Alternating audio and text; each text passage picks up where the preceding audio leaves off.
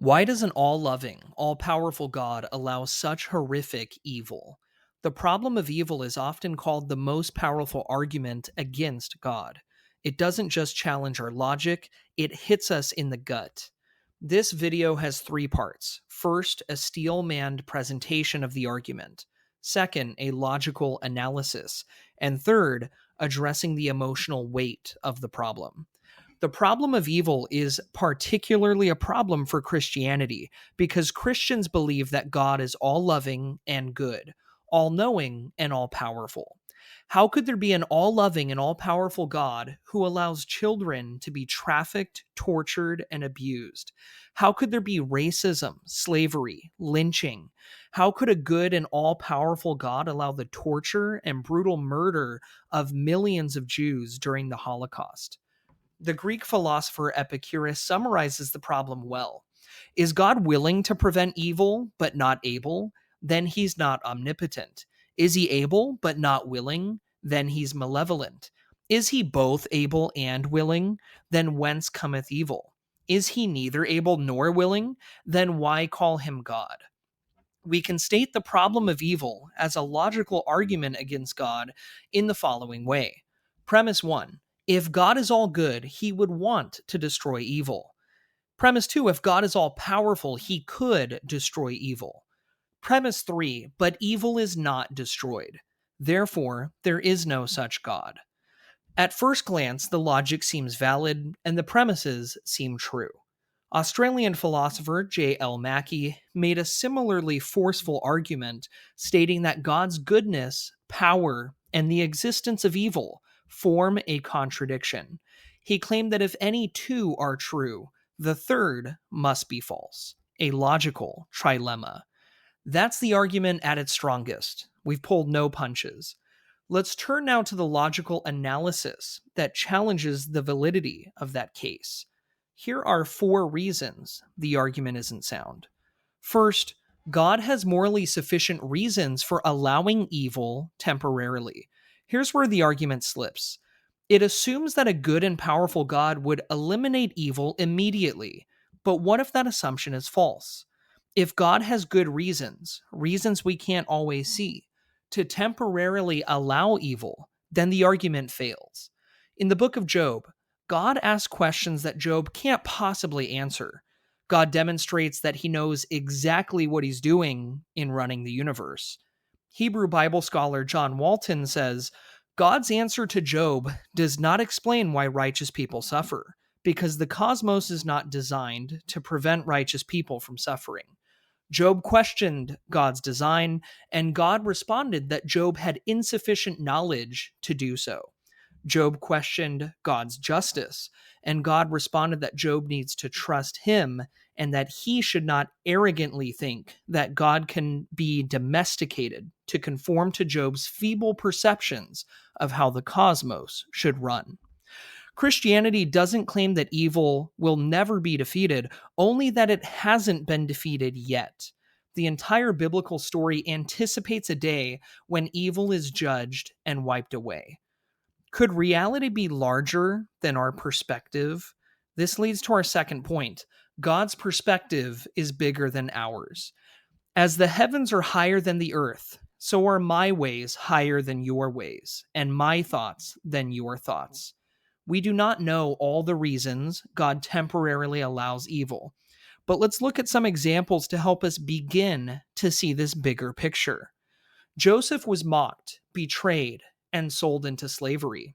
Why didn't God stop this? If you read the story in Genesis, it becomes quite clear that God used Joseph to save Egypt from a severe famine and to save the very brothers that sold him into slavery, along with his whole family from near certain death. The story can be summarized by Genesis 50:20, where Joseph concludes, "You meant evil against me, but God meant it for good, in order to bring about this present result, to preserve many people alive." Fast forward nearly 4,000 years, in 1956, 5 missionaries were killed by the Auca people in Ecuador. Their story shocked the world, but remarkably, their killers later came to faith through the gospel they carried. What was meant for evil God used for good. These are clear counterexamples to the assumption made in the argument against God. They demonstrate that God indeed has ways that are higher than ours. Number three, to create a world where love is real, freedom must be real. And where freedom exists, evil becomes possible. Free will is necessary for love to exist. Arguably, love is the greatest thing we can experience in this life. But without freedom, there cannot be the possibility of love. Forced love is a contradiction and morally reprehensible. God cannot create real love without allowing real freedom. And with real freedom comes the risk of real evil. Dr. Jonathan McClatchy writes, "Love is only genuine when it is not coerced.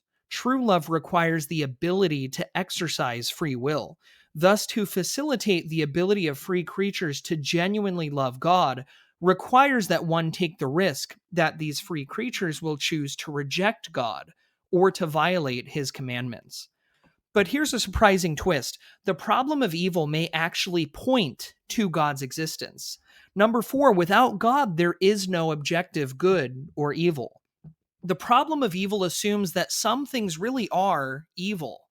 But how can that be if there is no God? We instinctively know that some acts like child abuse or murder are truly objectively wrong.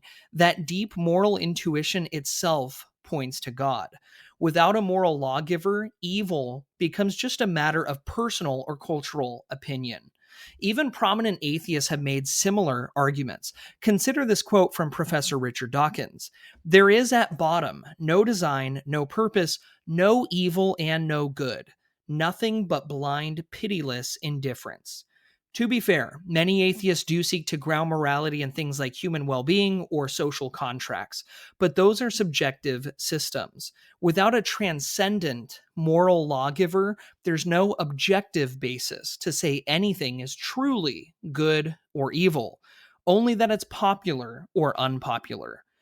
If there's no God, then evil is just a personal preference or societal utility. But our consciences tell a different story. We know child abuse isn't just unpopular, it's evil. That knowledge points to a moral law giver. Furthermore, our reactions reveal what we truly believe. You might say with your words that morality is subjective, but I doubt you would with your reactions. If someone were to try to steal from, hurt, or kill us, our reactions would rightfully tell us that was objectively wrong. It was a variation of the moral argument that convinced former atheist C.S. Lewis to change his mind. My argument against God was that the universe seems so cruel and unjust. But how had I got this idea of just and unjust? A man does not call a line crooked unless he has some idea of a straight line.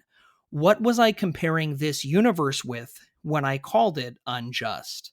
Without objective morality, the problem of evil is reduced to a denial of God and a denial of real evil. Let's take one more look at the intellectual problem of evil. First, God has good reasons to permit evil, such as love and our free will. God uses what was meant for evil for good. And this all counters the assumption that God does not have good reasons for permitting evil. Also, the existence of real objective good and evil points to the reality of God. Let's refine the original logic in light of what we now understand. Premise 1, God is all good and desires to defeat evil. Premise 2, God is all powerful and is able to defeat evil. Premise 3, evil is not yet defeated. Therefore, it will one day be defeated. Dr. Norman Geisler writes, "The infinite power and perfection of God guarantee the eventual defeat of evil. The fact that it is not yet accomplished in no way diminishes the certainty that it will be defeated." I want to acknowledge here that the emotional problem of evil is more powerful than the logical problem.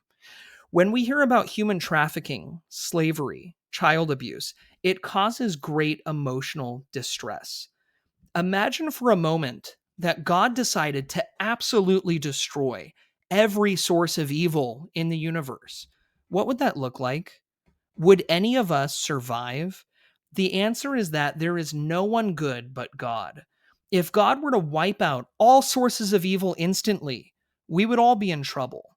God is showing us incredible grace by not enacting immediate justice. We often blame God for the evil in the world, but how much of that evil flows from our own hearts? It would be one thing if people dealt with all this evil and suffering, and God did not care or could not relate. But God certainly can relate. The book of Hebrews says Jesus is a high priest who can sympathize with our weakness. God the Son, the second person of the Trinity, Jesus Christ, became a man to take on the punishment that should have been placed on us. Jesus was whipped, mocked, and crucified for every one of you watching. Jesus took on the worst death imaginable. God is well aware of evil and suffering. Maybe the clearest answer to the problem of evil isn't just an argument, it's a story. Let's conclude by looking at a short playlet called The Long Silence. The playlet describes a scene at the end of time where billions stand before God's throne.